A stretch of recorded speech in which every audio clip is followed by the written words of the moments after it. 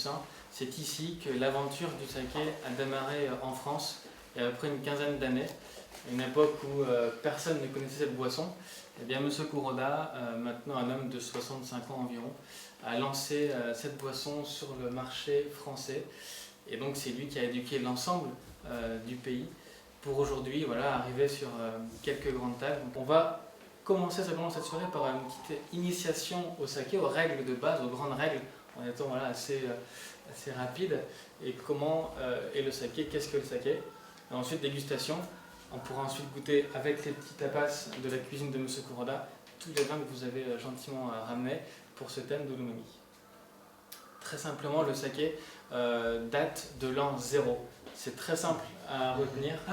C'est l'an 0, c'est les premières traces de boissons fermentées à base de riz qui existaient à l'époque. Plus tard, en l'an 1000, on a les premières catégories qui apparaissent. Faut savoir que cette boisson est une boisson délicate, pure. Ce n'est pas cette eau de vie horrible qu'on boit souvent dans quelques restaurants populaires chinois ici et ailleurs. C'est vraiment une boisson digeste et fermentée, boisson fermentée et non pas distillée. Ça, c'est la toute première chose. Plus tard, donc, dans l'histoire, en 1800, c'est les premières taxes qui apparaissent. Et finalement, les catégories d'élite du saké, les Ginjo, Daiginjo, donc on en reparlera après, mais arrivent qu'en 1975. Donc finalement, ces grandes catégories d'élite sont assez rares. Et finalement, on peut dire aussi par conséquent que les grands sakés sont assez récents. Un chiffre qui est assez incroyable, en 1900, on avait 8500 maisons de saké au Japon. Aujourd'hui, en 2016, 1200 seulement restent. C'est une catastrophe nationale, dans le sens où on est en train de perdre tout le savoir-faire japonais parce que les maisons de saké ferment les unes après les autres, chaque année. C'est pour ça que c'est important pour le pays de s'exporter. Et vous êtes des ambassadeurs remarquables des vignerons et on doit être leurs ambassadeurs. Ces grandes maisons de saké ont toujours un vécu extraordinaire. Ici, Kenbichi, qui a 500 ans d'existence. Dans le vin, on compare aussi souvent au sol, au climat et à l'homme. On a un petit peu ici cette notion de terroir, où effectivement le riz est considéré un peu comme un cépage. On a à peu près une centaine de variétés de riz sakéifères au Japon, et chaque un de ces cépages a plusieurs notes aromatiques, de puissance, de structure, de finesse, tout dépend. Et la culture se fait en fonction de la région. Vraiment, c'est un peu comme les raisins en France, on en cultive vraiment partout. Par contre, on peut être au sud du Japon et prendre des raisins du nord. Des raisins, vous voyez, c'est une déformation. Les riz du nord, et vice-versa. On peut acheter le riz n'importe où. Ça, c'est vraiment une chose importante à savoir. L'ADN du saké, ce sera par contre son eau. On dit souvent que l'âme du vin, c'est la terre. Et bien ici, l'identité du saké, son âme, c'est l'eau. La rivière ici, puisque c'est un pays où il y a 70% de montagnes, donc des eaux très pures et des rivières qui sont formées au fil du temps, qui donnent justement cette identité de saké, c'est l'eau. Le troisième élément, c'est le toji. Le toji, c'est l'homme, c'est lui qui va régir tout le process du saké, sachant que c'est un process assez complexe. On va donc récolter le riz au mois d'octobre. Le 1er octobre, c'est le nouvel an du saké. C'est pour ça qu'aujourd'hui, c'est un petit peu la fête. On a voulu cette date avec Florent parce que c'est là où on commence la récolte du riz. Pourquoi? Parce que déjà, la plantation fait que sur le mois de mars-avril, ça arrive à maturité en octobre. Et aussi, c'est pour les typhons. Le typhon est très fréquent au Japon sur cette île si particulière avec les séismes, vous savez, et ces typhons qui peuvent ravager toutes les productions. Donc les typhons sont en novembre, donc on récolte avant, donc on plotte avant, donc c'est toujours décalé par rapport aux typhons. Ensuite, le riz arrive chez le producteur, le riz arrive entier, on va le laver, on appelle ça donc le trempage, on va l'imbiber d'eau dans une eau extrêmement froide. Moi qui ai eu la chance d'en faire au mois de janvier, j'avais les mains rouges, voire bleues. C'était parce qu'il faut que l'eau soit la plus froide possible. Un peu, c'est pas la macération préfermentaire à froid, non, mais comme très avec le froid, mais c'est pas loin. On va garder ici de la finesse et de la fraîcheur grâce au froid. Bien sûr, on a le polissage du riz. Excusez-moi, j'ai oublié de vous en parler, c'est quand même le plus important. Le polissage du riz, on appelle ça au Japon le senmai buai. Donc quand on reçoit le riz, on va le polir.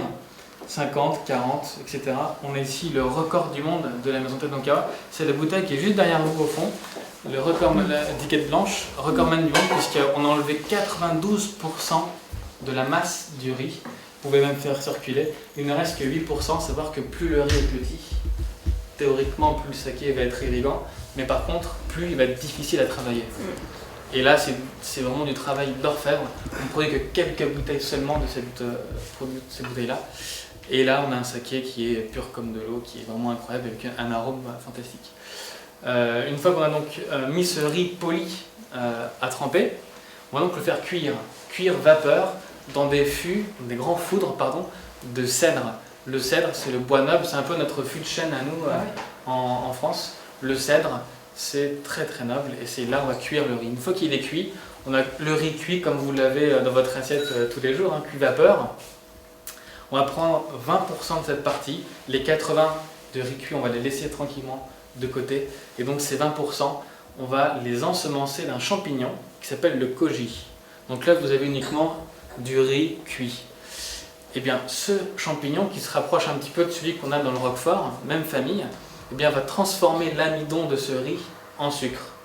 Tout se passe dans une pièce plus grande comme celle-ci, une Kojimuro, donc la salle du koji qui est à 40 degrés. Il fait une chaleur incroyable. C'est pour ça que c'est un enfer, parce qu'il fait froid à l'extérieur, parce que c'est l'hiver, mais il fait 40 degrés à l'intérieur de cette pièce. Donc on passe d'un extrême à l'autre souvent. Humide aussi. Et c'est très très humide. Une fois que ce riz est complètement colonisé par ce champignon, on va donc c'est cristallisé, c'est sucré, c'est un arôme de châtaigne qui est assez fantastique, c'est le goût du champignon. On va donc, dans une grande cuve, mettre le pied de cuve, donc le riz qui a déjà été transformé en sucre, le riz kojifié on appelle, qui est vivant toujours parce que le champignon travaille toujours. On va mettre de l'eau et on va mettre le riz cuit, donc les 80 autres pourcents qu'on aurait laissé de côté, on va les réincorporer. Ça va faire, on va brasser ceci, ça va être un énorme yaourt entre guillemets, c'est un peu un grand risotto on va dire. Et donc ce grand risotto, sans truffe, pour le coup. Ouais. Et on va donc dans ce grand risotto injecter donc les levures. Et là, ce qui se passe dans la cuve est assez rare, c'est unique au monde. On aura une double fermentation simultanée, c'est-à-dire que le koji va continuer de vivre et de transformer tous les médons qu'il trouve en sucre. Et forcément, la levure, vous le savez, va repérer les riz sucrés et les transformer en alcool. Double fermentation simultanée, et c'est le seul alcool au monde où l'alcool peut monter naturellement par fermentation à plus de 20 degrés, 20-22 degrés. C'est comme si on laissait un meursault en cuve fermenté qu'il arrivait tout seul à 22 degrés. Vous vous rendez compte? C'est absolument incroyable. Donc cette boisson, on va souvent la stabiliser autour des... Ça dépend des maîtres sakés, décidément. 17, soit on rajoute de l'eau, soit on ne rajoute pas. Ah, tu arrêtes la fermentation en ajoutant de l'eau? On peut rajouter de l'eau finalement pour faire descendre le taux d'alcool. Là, si on n'a pas d'ajout d'eau, on appelle ça un genshu. Aussi, on peut le fortifier une fois qu'il est terminé de fermenter avec de l'alcool pour le coup. Et là, on appelle ça onjozo. C'est souvent mal vu au Japon. Moi, je suis un défenseur du junmai. Le junmai veut dire sans ajout d'alcool. Donc, c'est par fermentation pure. Une fois donc que ce grand yaourt ce grand risotto a fini de fermenter, on va tout simplement le filtrer, le mettre en bouteille, le pasteuriser, c'est terminé. Une fois qu'il est en bouteille et pasteurisé, il laisse dans un grand frigo pendant 2 mois. Et du temps où on a la fermentation et la mise en bouteille, il va se passer parfois 30-40 jours, pas plus. C'est extrêmement rapide. C'est-à-dire qu'on fait ce process, donc on garde le riz d'octobre jusqu'à peu près avril, mars-avril, et on peut en fabriquer pendant tout l'hiver, quand bon nous semble, parce que le riz est à disposition. Par contre, une fois que le riz commence à être trempé et ensuite cuit, là, il faut aller jusqu'au bout. Mais on peut donc garder ce riz d'octobre à mars et donc le faire quand on le souhaite. Souvent, le cœur de la saison, c'est quand même janvier, février, il fait très froid. Là, c'est vraiment, ça bat son plein. Là, on commence à récolter le riz, on attend de voir. Certaines maisons peuvent commencer, d'autres attendent. Le process peut être lancé quand bon leur semble. Après, bien sûr, vient le travail du sommelier. On peut le servir dans des verres à vin, vous voyez, les verres Enao, mais aussi des très jolis verres à vin dans des beaux altos très fins, c'est toujours magnifique. C'est aussi de mettre en scène les sakés. La température de service, on est toujours sur à peu près comme un vin blanc. On laisse dans le même frigo que les vins en verre blancs, donc c'est-à-dire qu'on a une facilité pour les récupérer. En tant que sommelier, voilà, ça dure une semaine maximum après ouverture. Et ensuite, voilà, on a tout le temps nous, de les vendre sans aucun problème. On peut faire plusieurs types de saké aussi. Il y a plusieurs façons de les élaborer. Le saké classique, comme vous le connaissez maintenant. Et au moment où on a ce grand risotto, on va tout simplement le mettre en bouteille. Ça s'appelle un nigori. Il ne sera donc pas filtré. On en a ramené un qui est assez incroyable. Je ne sais pas si on peut le faire montrer, s'il te plaît. Vous allez voir, c'est assez fou parce que c'est vraiment, là pour le coup, un yaourt en bouteille. Et c'est fantastique. On en parlait avec pas tout à l'heure. Les Japonais pensent souvent à un dessert avec. Et effectivement, le risotto reste pour moi une évidence en termes d'accord. Ça, c'est la première chose, donc le nigori qui est ici. Merci beaucoup. Vous voyez, ça sort de la cuve. Ça sort de la cuve à peu près au mois de, je vais vous le dire, au mois de mars. Et c'est assez incroyable. Vous pouvez le faire passer, on va la goûter tout à l'heure. Et voilà ce que c'est que le résiduel. Après, ça devient de l'eau. Un vrai saké, c'est finalement comme ça, un saké comme on l'entend. C'est très très transparent. Ce qui existe aussi, c'est le saké pétillant. Ici, c'est un petit peu comme la méthode champenoise. On va donc réinjecter un peu de levure dans la bouteille. Et donc, c'est une fermentation, seconde fermentation en bouteille. On a des sakés pétillants d'exception et qui peuvent faire des liens incroyables. Et après, bien sûr, donc, les koshus. Les koshus, c'est des sakés vieillis. Ici, souvent en bonbonne. Et ces sakés, ici, développent des arômes très RS, très vin jaune. Et là, pour les fromages, c'est absolument incroyable. Donc, on peut commencer avec l'apéritif, le sparkling, le junmai, donc le saké classique, blanc comme de l'eau pour les plats, les entrées, les poissons. Et donc le nigori pour le dessert, et surtout pour les fromages, le koshu. Donc vous voyez, à chaque étape du menu, on peut trouver un saké qui correspond à ce qu'on veut faire. I was demanding to be oh so strong, but truth be told, the only one myself to tag along.